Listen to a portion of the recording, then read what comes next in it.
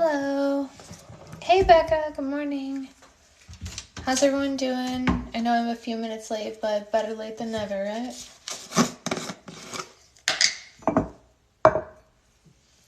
How's it going? Morning.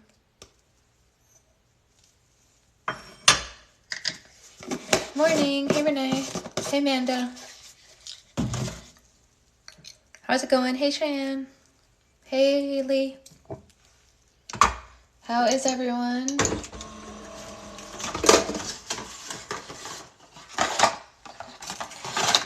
I should probably order pods today, if we're being honest. Should probably order pods. Hi. Hey, everybody.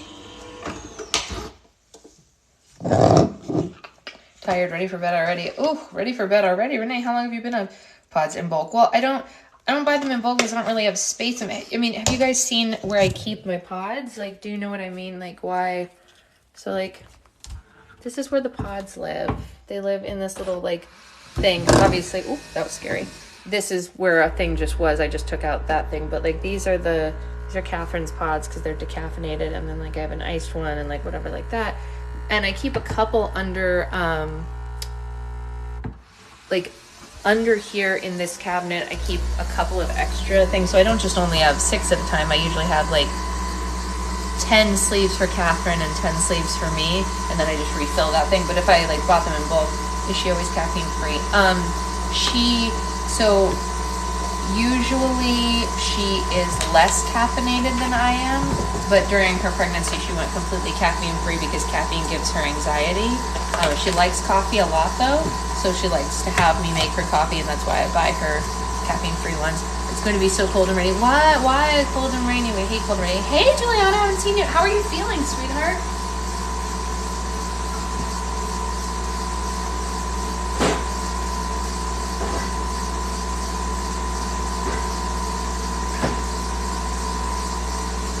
Morning, Abby. Morning, Liz. How's everyone doing? What was I saying? Dog drama. I'm finally out of the hospital, still in pain though. Oof, I can't even imagine. Can't even imagine. You guys want to see something adorable? I haven't posted this yet, but look what I did with the flowers that I got to put them in this vase that my friend Brendan gave me.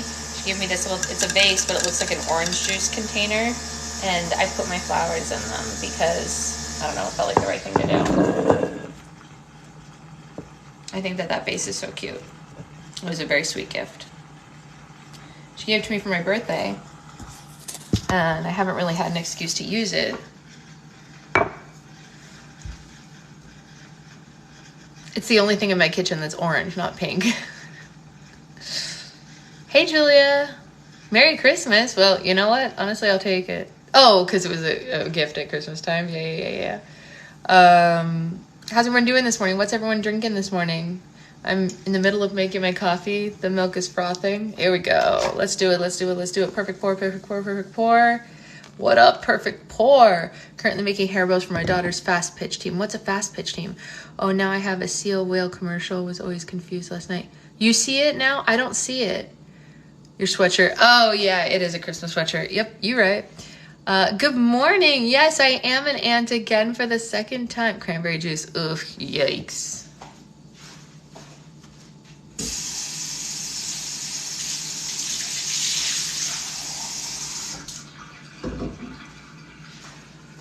I do not envy you, Juliana. You see it today too? Coffee, the day, new. It was a quick little ad. So weird. All right, I'm gonna body doubling this morning so I can get caught up on homework. That makes sense. I'm grabbing my water. I'm grabbing my coffee. All right.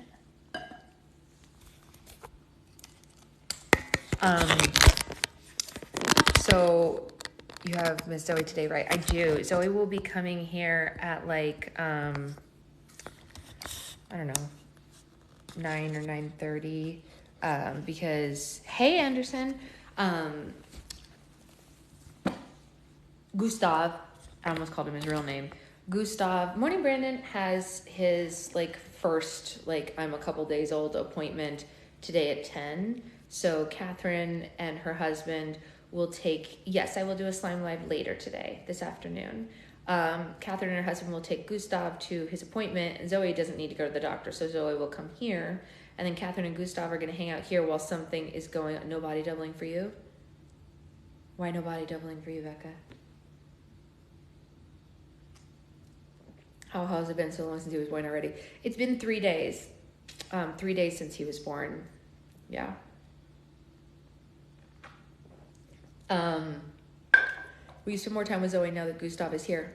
I'll probably spend the same amount of time with Zoe now that Gustav is here. I mean, I spend a lot of time with Zoe, you guys. I mean, for someone who's not her parent. Oh, you're stuck in the car, Zoe later. Yeah, Zoe later. Do you ever sleep, girl? Very minimally. My second cousin is coming too. She's in labor right now. Like right now. Oh my gosh, y'all. Catherine was only like in active labor for 15 minutes. Once they actually, he was 8 pounds. You spent the right amount of time with her. I do. But like everybody, oh my gosh, that's so crazy, Juliana. I hope she gets a good one. Are you going to make slime? Not right now. No. What the actual lucky lady? I know, 15 minutes. Her entire, I think actually 16, I think is what Max told me 15 originally. But then when I was talking to Catherine, she was like, well, it's 16 minutes. And I was like, okay, well, 1 minute. And she was like, yeah, it's gotta be some kind of record, right? I was like, yeah, 15 minutes. And he was out once he finally got into, yeah. Okay, but are you gonna make slime on this live? Olivia, honey, I already answered that question and the answer is no. No, I am not. 35 hours not include vision. Well, that's how it was with Zoe. She was in labor with Zoe for 26, 27 hours, something like that. But Gustav was just ready to go once he was ready. But yeah, Zoe, I couldn't even imagine 15-minute superwoman. I know, right? Crazy. She just did it. She always says that she was built to make babies and have babies, and I think her body just was like, yeah, what a good boy. I know, right? He was like, it's okay, Mom, I got you. We always used to say that when she was pregnant with him too, because he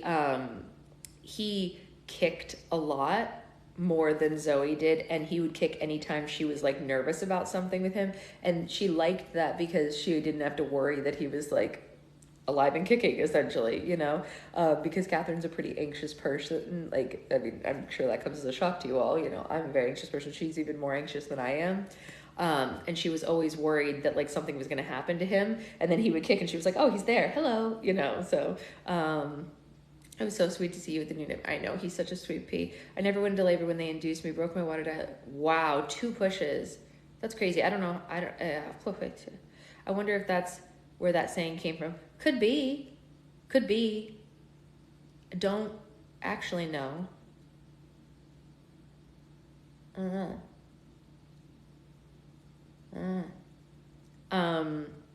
So just so you all book club people know, yesterday Secret Boyfriend got to find out what book club actually means for the first time, because I had to explain it because he's probably going to experience book club this weekend. A bunch of my family is coming into town this weekend, and everybody's coming to my house, Secret Boyfriend included. And so I was like, okay, just so you know, this is what book club entails, a lot of weird voices. And he was like, I want to hear all the voices. And I was like, no, you stay in another room while we have book club. And he was like, no, I'm coming to book club. And I was like, you're not coming to book club.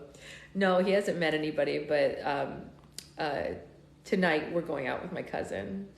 We won't talk about the others.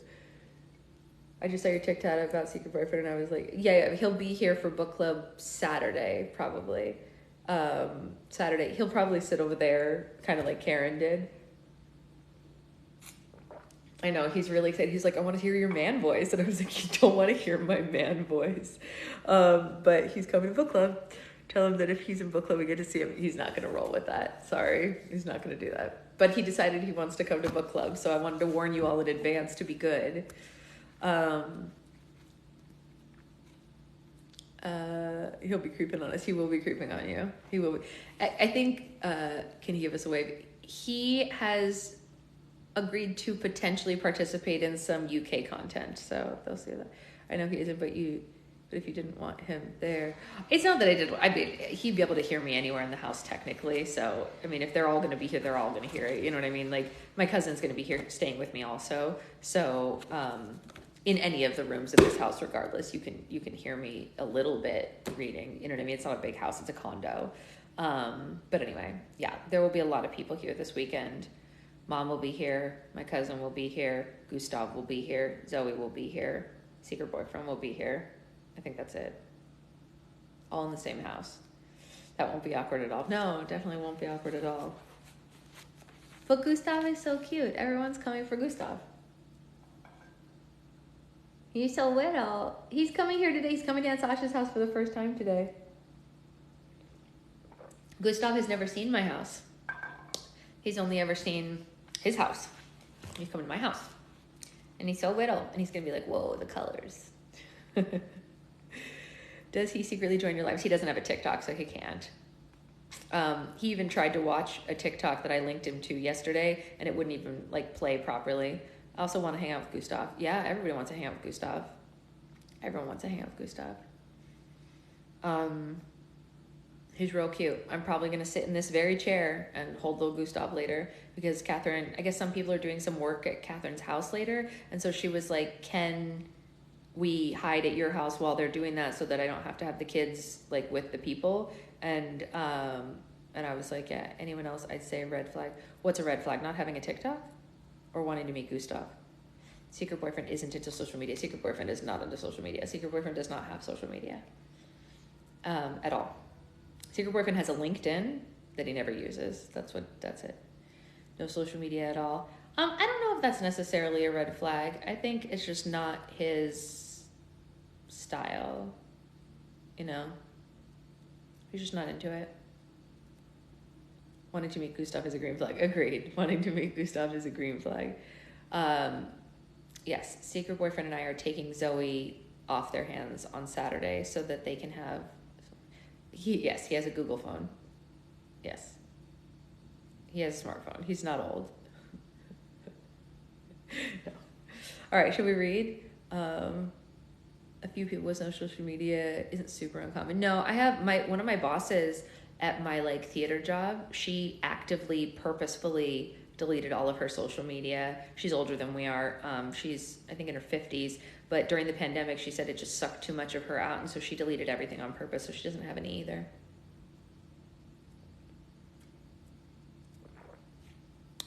He does have apps on his phone. Oh, yeah. Oh, yeah, he has plenty of apps. Yeah. Just no social media. All right, chapter 41, shall we? I can't get rid of social media. My friends live here. Same. No, I know. I don't have Facebook, deleted it. Right. Yeah, Julia, I think a lot of people feel that way. I had to take a break because of yeah, Amanda, I get that. I think a lot of people feel that way. Just so you know, you all, there is a way to curate your pages to be, this is something that I've talked to not only Secret Boyfriend about, but like people at large who have negative feelings, my boss included, about social media and all the things that come at you.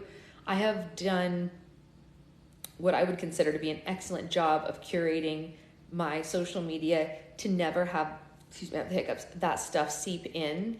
And I have a really hard boundary with a lot of my friends where unless it's something that I want, I won't even click on a link that someone is linking me to a video. Like, for example, I have a lot of friends who are Jewish, right? A lot. Like 45 to 50% of my friends are Jewish, I'd say. You know, that's a pretty significant amount for someone who isn't Jewish, right?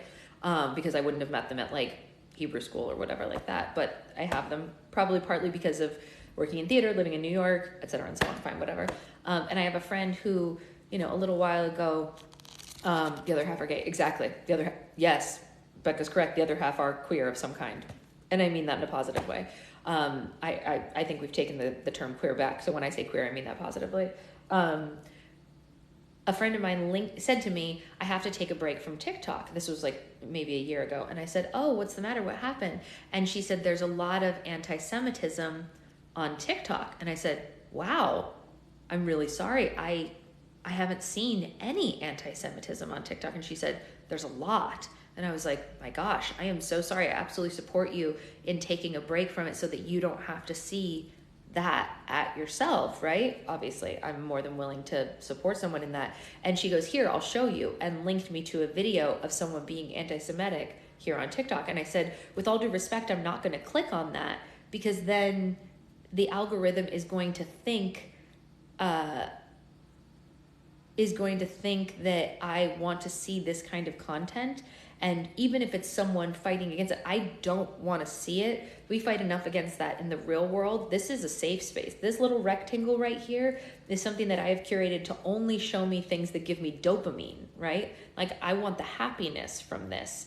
So I will not click on something that someone has linked me to unless, like Kurt, you guys know Kurt, who comes into my live sometimes. He only sends me funny Disneyland and Disney World and I want to go with you to Disneyland videos. I will click on those all day. Like, he sends me the videos that are like, the person who sent you this can't wait to be eating a churro with you. You know what I mean? Like that kind of video. And I'm like, yep, click on that all day, every day, because you want to feel the dopamine of like, my friend really wants to go to Disneyland with me. Like, that's a great feeling. I want those videos. You know what I mean? Like, that's cool. Or someone will link me to some really talented high schooler performing in their musical and be like, look at this kid, they're so talented. I'm like, oh my God, I want to see that all day. This kid is so talented, you know, stuff like that. I'm all in on that. But if I don't know the type of content that someone is sending me and I can't see from the link what exactly type of video it is, I just won't click on it, you know, because it's a safe space. And so I never see any of that stuff come up on here. Instagram is different. Jody on the blue carpet is pretty fab. Jody on the blue carpet is pretty fab. Didn't know that if you click on a video, it shows you more. Anytime you watch a video, even the smallest amount of video, you will see more of that type of content. Yeah. Have you seen those videos where the guy takes people to Disney? I have. Like the little old people that he took to Disneyland. One was in a wheelchair. I cried. That is the good stuff. That's why social media is here. Like, for the good. It's so sweet. Oh God, my heart. Oh, I bawled. Oh, I love that. You know what else I love, you guys? You know, stuff like Undercover Boss, where like someone goes in and like turns someone's life upside down just because they were good. Oh God, I'll cry all day, every day. I love that kind of stuff. Becca, next time I see one, I'll link you to it. I'm all about that kind of stuff, you know? And so because I've curated my social media to be that, I don't see the negative that a lot of people talk about. And I know it's out there. I'm not saying it's not there, but I just don't see it. I hate Undercover Boss. I also hate, it made me sob too. So anyway, I know that I derailed the conversation a little, but for anyone who's like, I need to take a break from social media, number one, I support you. Number two, there is a way to make sure that that stays off of your, page essentially. And cause like, I don't see any of that stuff. What time do you wake up usually? 6:30. I usually wake up at 6:30. I love when he takes the day workers to Disneyland. Can you imagine the workers? It's beautiful. It's so beautiful. I love that. I also love the ones where like the guy will go to a store and he'll ask someone, hey, Destiny, Des has entered the chat. What up, girl? I love when someone mainly books, and that's great. That's great, Nissa. I mean, like, what could be better, right? I mean, geez, that's why we're here. Even though I know we're going to start reading in just a second. But like the ones where the guy goes up to someone at a store and like asks if he can borrow $5 to buy food or like something for his kid or whatever. And then whoever gives it to them, he like ends up giving them $1,000. Oh God, my in-laws are coming. I'm hiding at your house, just an FYI. There's logic to that. All right, so let's read chapter 41 because John is coming home soon and we got to finish this book. Am I right? I instantly like those videos. Same, Nissa, same. Let's do it. Books, Taylor Swift, mowing and cleaning videos. I mean, Liz, that sounds great. Sounds great. I also have a lot of those little piggy videos from Vegas now, but I'm not stopping it because I kind of like them. I like watching them. I'm sorry, I do. I know it's bad, but like I got addicted to the little piggy while I was there and I want to live through someone else's money. Unfortunately, Barrett brings a lot of stuff that I don't want, I think. Barrett is the only person who I see of his type. Yeah. Because I only interact with his videos. I have to go to work. I didn't realize time. Bye, Des. See you later. All right. Chapter 41. Oh, when's the next restock? I don't have an exact date yet, but I'm hoping like the 20th, 21st, 22nd, approximately. Yeah?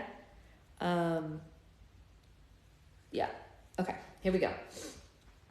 The next few hours spent buying and haggling in the sodden streets of Seattle were a blur for me, partly because we were in a hurry, but mostly because my new cache of unwanted memories kept trying to creep into my brain. The city was in pretty good shape, considering, well, the apocalypse, and also because there was a minimum of 6 inches of freezing water everywhere you walked. It wasn't bad for everyone in the streets, but Beck and I had bootfuls of the stuff. Piper had stayed back at the car with Sloan, so at least I got my hooded long coat back. The sidewalks had been cleared of all the old cars and buses, and vendors were set up as far as the eye could see in almost every direction, selling wares that ranged anywhere from weapons, custom weapons, weapon repair, battle armor, custom/modified body armor, and repair, and then food. If you wanted to call it food, I mean. Some canned food was available, but nothing was, as Sam put it, fresh. What's this then? He asked a weasel-faced female vendor sharply, snatching at what she was calling a tomato, even though it was blackish and looked to be the shape of a smashed carroty-looking thing. You call this a fresh vegetable, you lout? Begging your pardon, sir, she said in a thick German accent. But due to the tram... Okay, German accent, we're going to try, right? But the tram due from New York was almost 2 weeks ago taken by the raiders, sir. That's not a very good German accent, but we're just going to go with it. It's kind of a little more Swedish.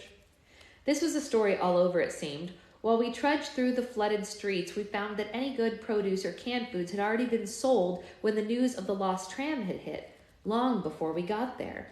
Anything that was left was idiotically expensive, Sam said angrily, glaring at another price-gouging food merchant who had just told him the price of a can of beans that he had left. Just pay the man, Red said exasperatedly with a sigh. We've got the hollows, Sam. Let's just take what we can. Grumbling with the now smiling vendor that was stealing from them, Sam shook hands with the man, which I found out later transferred hollows between their tabs, and then Sam lifted a large wooden crate onto his shoulders with a small grunt. I offered to take the crate off of Sam's hands because, I was way stronger than him, but Blue shook her head. Can't, handsome. You need to look normal and weak around these people. Just as well, really, since the Beck incident had made me make up my mind that the superpower gig just wasn't going to work anymore. I had a chance, but now I was done. I knew how to suppress Blue's thoughts and even the super strength and the agility for the most part, so I'd actually been feeling normal the last few days, anyway. I didn't really feel the way that I have when I'd taken over Blue's body, and I could barely walk, but I'd also been injected with crazy juice at the time, so that might have been partly to blame. Weeks ago, when I'd taken my run through Flagstaff, I had just begun to know what I was capable of, so I did anything and just pulled it off. Now, since I'd been trying to stop being, me, the urge to run like a madman turn into Thor and also save the world in general had sort of worn off. The rogues now had the rebels, so technically I'd helped tons of people, right? Hard to explain, really. All I knew was that I had a feeling I was halfway normal lately, and I was loving it. Except, of course, for the whole copy and paste shenanigan with Beck. But other than that, I was on a normal roll. We made a long loop through the city, buying food and fuel cells. Red even bought a massive rifle for her battle armor that a seller assured her fired 95 caliber rounds. For those of you who aren't familiar with bullet size and power, the rounds were about the size of a small maglite. When we finally got back to the Waltz, which had been parked on the 3rd floor of a rundown stacked parking lot that was sectioned away from the long-term vendors and reserved for people just passing through, we stowed our goods and thankfully climbed into the dry, warm cabin of the white armored car. Anything happened while we were out? Red instantly asked Piper while powering down her suit. Crikey, but it's cold and wet out there. Says the girl snug in her suit, Beck muttered, frowning at her soaked boots in annoyance. It was uneventful, Piper said from where she was lounging comfortably on her cot, her head propped up on her hand while she watched us enter. With her almost white blonde hair and her emerald eyes, she looked positively cat-like while she lay there. It also could have been the white color of her jumpsuit, too. I moved my gaze before started remembering just how drastic and amazing her transformation from the cute 18-year-old girl to the wickedly hot woman in her mid-20s had been. Did you get the stuff? Sloan asked Sam seriously, lifting an eyebrow at him expectantly. Wasn't easy, Sam told her, producing a package from his long yellow coat, but I landed you a few grams. I was more than a little flustered until I saw the girl pull at what looked to be some form of chocolate out of the bag, and she gleefully attacked it. What's the plan, Red? Beck asked, sitting next to me on one of the benches along the right inner wall. Well, we only have about 19 hours left before we're thrown out, Red said, sitting across from us, close to where Piper was on the floor. Since the two of you are superhumans, I'm guessing you don't need a few hours of R&R before we head into British Columbia. I just shrugged, and Beck shook her head. I'd like to stay, Piper said, and I was a little surprised since she found out that Archimedes had moved on the day before we got there. Anchorage isn't going anywhere. Everyone unanimously agreed and climbed into their respective corners to either sleep or dry off. I wasn't tired, and I wasn't about to try to sleep again. Bad things happened when I slept, so I thought it was just better for everyone if I didn't get a few hours of the stuff. Piper and Sloane were curled up on her cot snoozing, while Sam, Red, and even Beck slept in the back. Blue and I ended up the only other place available that was halfway comfortable and took the main cockpit, reclining in the driver and passenger seats next to each other. Blue had her eyes closed for maybe an hour, and the only reason I knew she wasn't asleep was because I could still hear her thoughts. Most of them were about me and how she didn't want to bother me or say anything because she might talk too much, or how she really just wanted to straddle me and make out for hours. The last thought was funny, in a way. Before I started hearing Blue's mind, I thought any attraction she had towards me was strictly physical. Not because I'm super hot, which I am, obviously, but because I was a new species that any scientist would go bonkers over, who also happened to be easy on the eyes. I'm really just messing around, actually. Any hotness may or may not have had prior to, dying and all, was completely gone as far as I was concerned. Truthfully, I was never actually model material or anything, just not ugly and kind of normal looking. I was also a billionaire at one point. A massive amount of cash has a way of making any plain guy look like an Apollo. Now, though, I wasn't rich. My hair had just started growing back, and I was still deathly pale. The only thing halfway cool about me now was my new powers, and I hated and wished I didn't have them. So I guess you could say I was now a total loser with nothing going for me but being able to kill lots of people really fast if I wanted to. Woohoo, did you need to play Sasha's message again? Here, hold on 1 second. Morning, Tressa. Liz, it's time for you to take a day off. You need to take a day for yourself and rest and relax. You work really hard, and it's time to take a day off. There, was that good? How was that? Was that good? Did they do a good job? If you remind me, if somebody comments on my recent and reminds me, I'll do a static video with it so that you can replay it anytime you need, so that because on live it's just going to disappear, but I'll make it over there if you remind me. Just comment over there and remind me and I'll do it. And then you can have that. I'll give you a pep talk. I got you. It's not a problem. And then you can have it forever and you can just watch it on loop. Sasha said I need to take a day off, right? I want your voice instead of Alexa. Oh, okay. You can, if anyone who wants a pep talk, comment on my recent with what voice you want your pep talk in, and I'll just do a bunch of them before Zoe gets here at 9. I'll just go down the line and I'll just make all the pep talks. It's kind of hilarious, right? Zoe will come in and she'll be like, what doing, Aunt Sasha? Why do that? I love the way Zoe talks. She's so funny. What doing? Whoa, what's going on here? She cracks me up.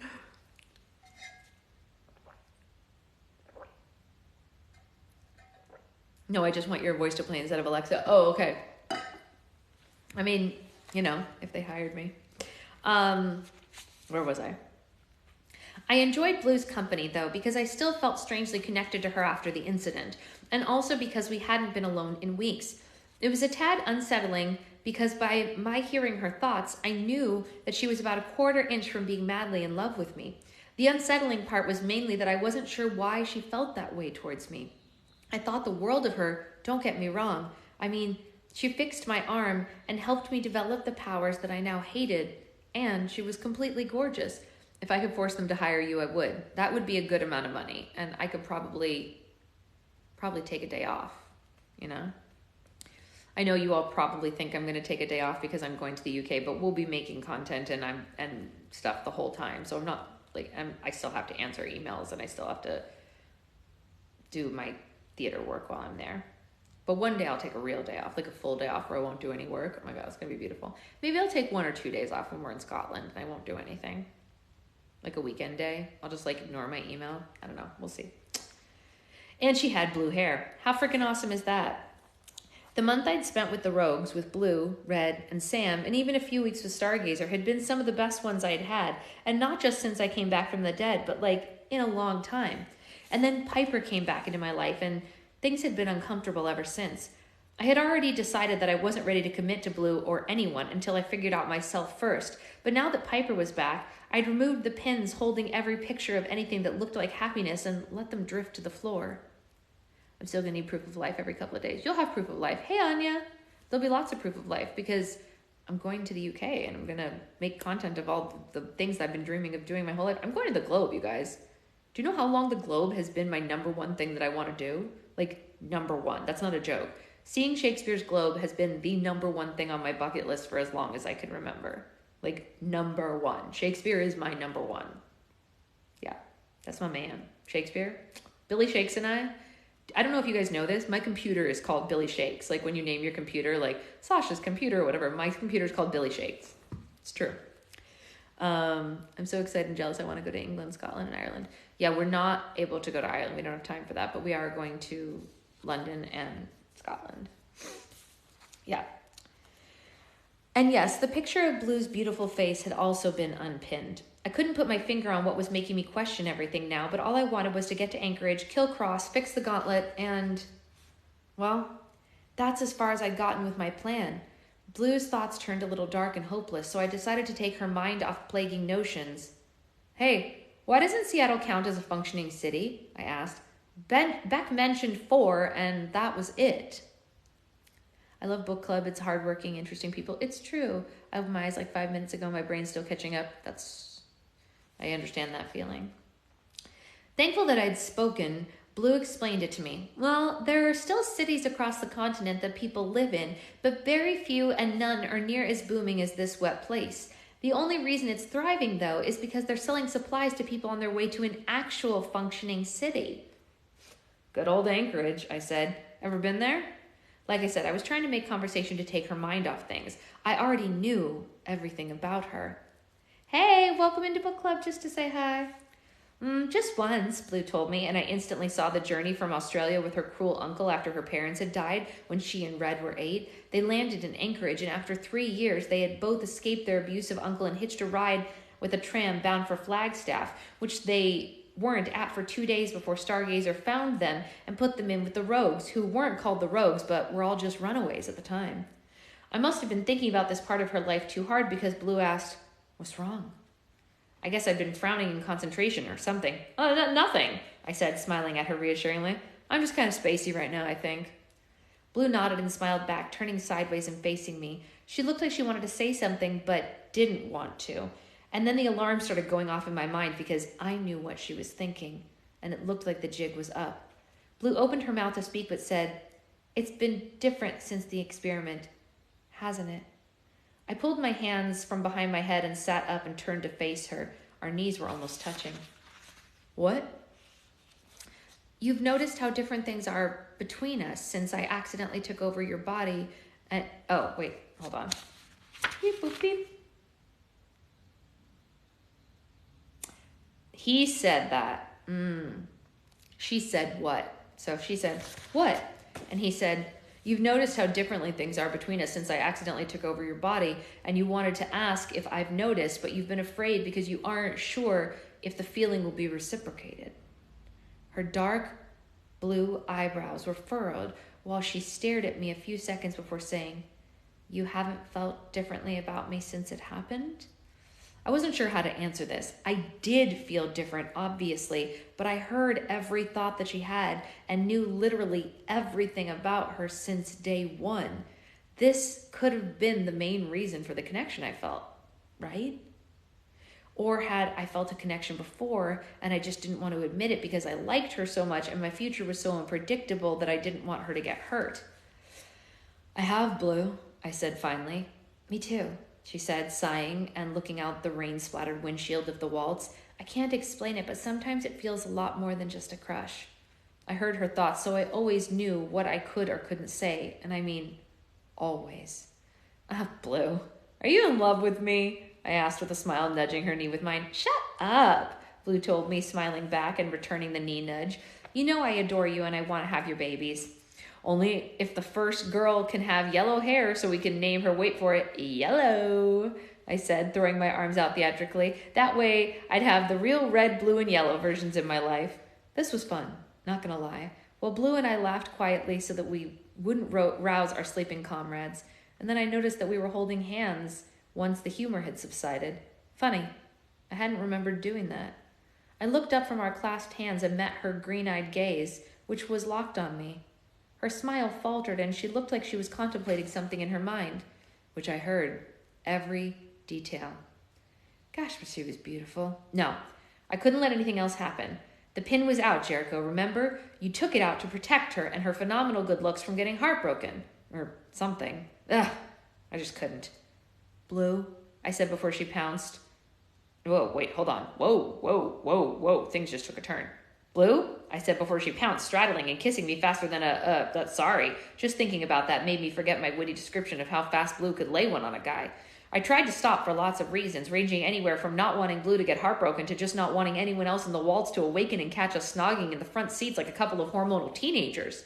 It took me a good 20 seconds to realize that I wasn't supposed to be running my hands through her silky long blue hair and regain some kind of mental faculties. I broke away long enough for us to stare at each other with about 6 inches between our faces while we both tried to catch our breath. I knew what to say to stop everything and not sound like a complete jerk. But I ended up saying, "You're really good at that." Oh, I'm supposed to ask Tiana, slime sat for too long, flat, sticky. No, definitely not lotion. Lotion will make it stickier. Activator, add activator.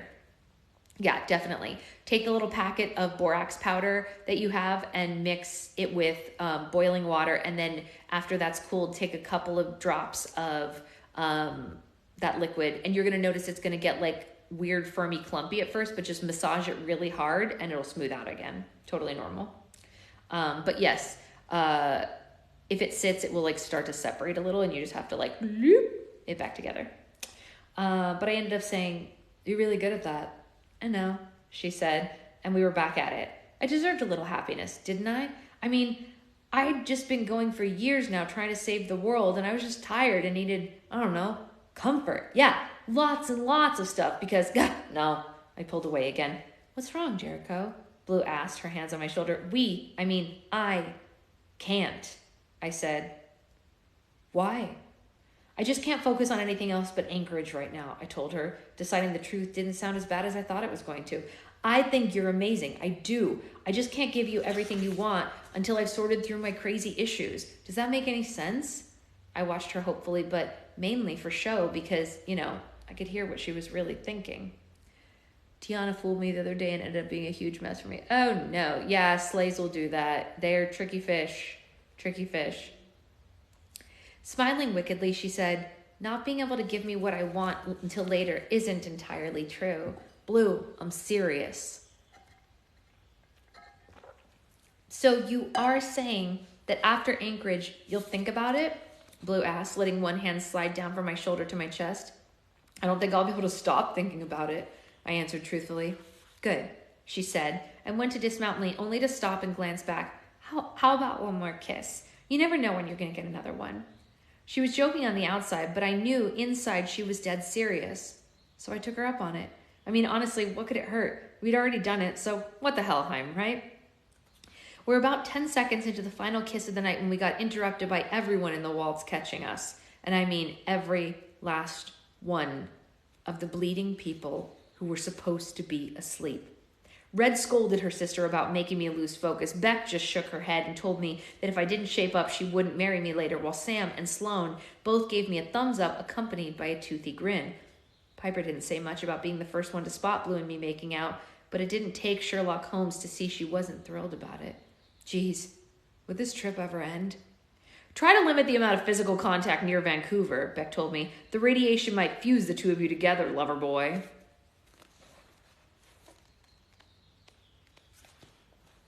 Chapter 42. The next day we drove for almost 2 hours before we started seeing the signs of British Columbia. Canada had never been my favorite place in the world. I hadn't been there very many times, and I never had a great time when I did. So I decided to spend most of my trips in the past instead of in Canada. I still can't believe it, I muttered, shaking my head when I saw the first piece of landscape that was snow-free. Not a speck of the stuff. And it'll be in the 70s outside in another hour or so, Red said, making a right and pulling us into a shattered highway. I'm going to skirt around Vancouver, but not too far, because the locals don't have a range of scanners anyway. Speaking of which, Sam said, tromping back from the back suddenly, we're being followed. I let it dry out and it came off, but I was nervous. She was still banned slime. She was still nervous. What did you have to dry out? And why are we banning slime? Who's banning slime? We're being followed. By who? Beck asked, like she couldn't think of anyone dumb enough to follow us. Can't tell by the vehicle, but my guess is sinners. For real, abominations don't roll in rigs like that. Advancement, he said, holding out his holotab for Red to see the oversized armored car he'd picked up. How far behind are they? Piper asked. Maybe 2 miles by now. I only pinged them because they got sloppy and came too close, Sam said. Beck stood, patting my shoulder. Jericho and I will go pay them a visit. Not a good idea, Blue said, shaking her head. Even if only one of them gets in a good shot with their shackles, you won't be able to use any of your synthetic parts. Jericho will lose a lot of body usage and you'd be completely paralyzed.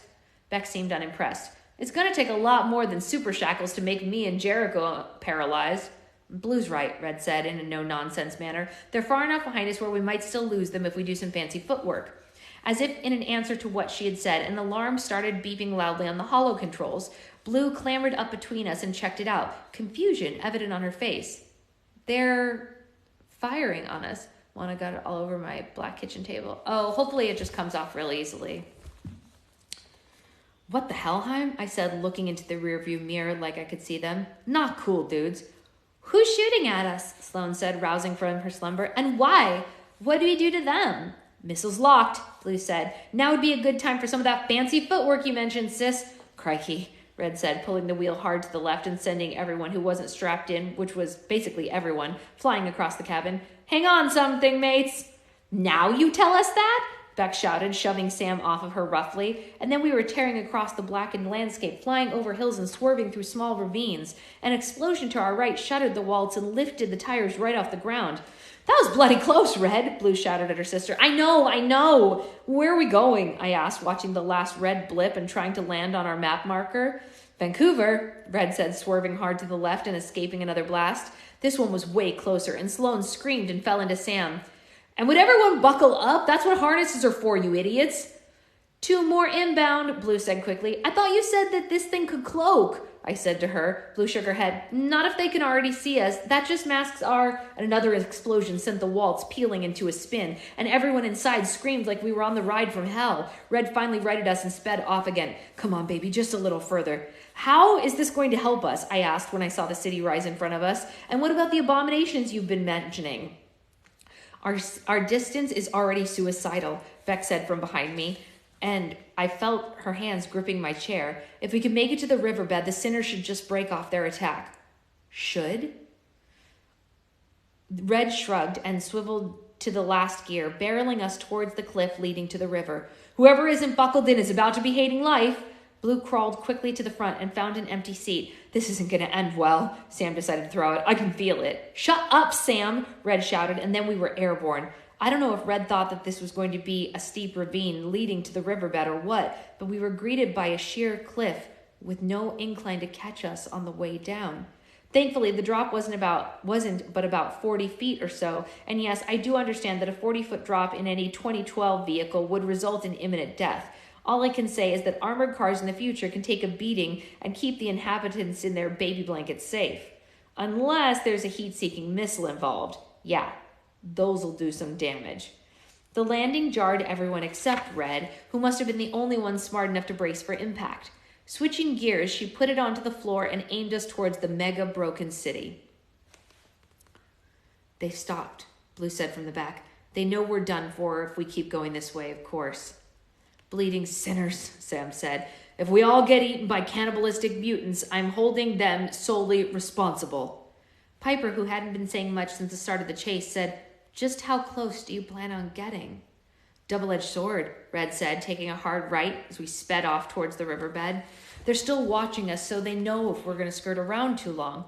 Well, what's that mean then, Rudd? Sam asked incredulously. You're not actually planning on going inside that hellhole, are you? No, just painfully close. I don't know if you've ever been to Vancouver or not, so let me try to explain how the city's set up. Most of the normal-sized houses and buildings are located around the island that big, beautiful city sits on. We've been driving through the rundown, spread-out city for a little while before the Sinner started shooting at us. The main piece of the city, complete with tall buildings and main attractions, is on the island part, surrounded by the Fraser River, which had been gone for years, I'm thinking, because that's what we were driving through at the moment. We're not going to lose them if we don't get out of sight, Blue said, fanning through her holotab, resuming her post on her knees between me and Red. I know, Red said, looking aggravated. I can't do anything else, Blue. Yeah, she can't, Blue, Sam said quickly, nodding. You heard her yourself. We can't go into Vancouver. Blue looked over her shoulder. Stop being a baby, Sam. If, in fact, there is a rotten zombie-like being within the city, how hard could it be for us to kill them? We've got 2 paladins on board, don't forget. Zombies, she said. I always wanted to kill a zombie, like with a melee weapon of some kind, either a baseball bat or a samurai sword. Samurai sword. Most definitely samurai sword. But I wasn't too crazy about killing the Walking Dead at the time, because even though Beck and I would have blasted through crushing spongy metal heads, the rest of our crew could possibly die, or worse, get infected or something. That's a thing, right? No. Better to avoid Vancouver altogether. That way, no one would have a chance to kill or be killed by anything.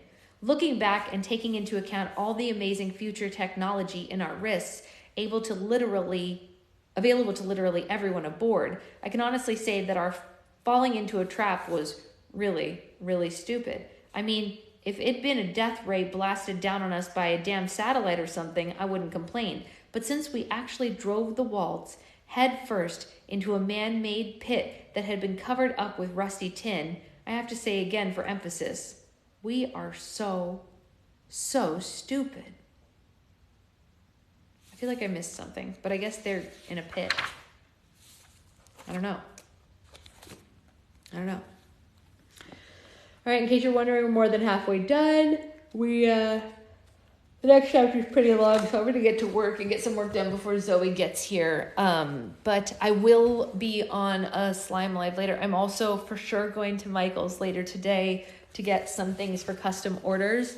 So I will probably make a video like of the things that are available too for Roll for Slime or whatever also. So yeah, have a great morning. I'll see you all later for a slime live, and you caught the last 2 minutes. Hey Liz, what's up? You missed the big, I'll text you. All right, talk to you later guys. Bye.